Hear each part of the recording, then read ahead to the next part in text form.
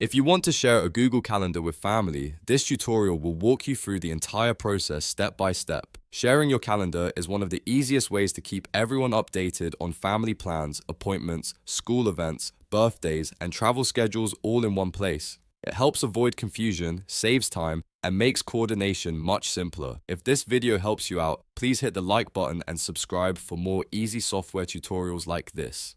Let's get started.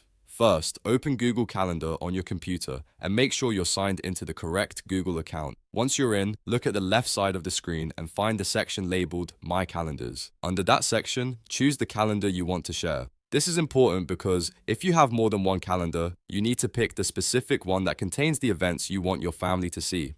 Next to that calendar, click the three dots icon. This opens a menu with more options for managing that calendar. From the list, select Settings and Sharing. You'll now be taken to the Calendar Settings page, where you can control who can access it and what they're allowed to do. Scroll down until you find the section called Share with Specific People or Groups.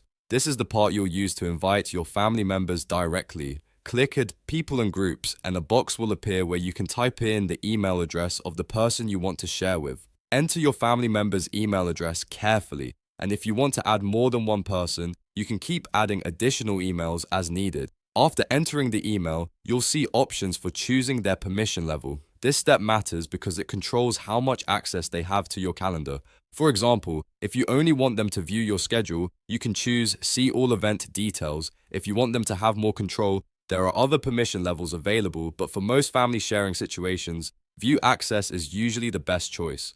Once you've selected the right permission level, click Send. Google Calendar will send an invitation to that person's email address, and once they accept it, your shared calendar will appear on their account. That's it. Your Google Calendar is now shared with your family. They'll be able to stay updated and see the events you've chosen to share, making family scheduling much easier and more organized. If this video helped, don't forget to like, subscribe, and turn on notifications for more simple tech tutorials.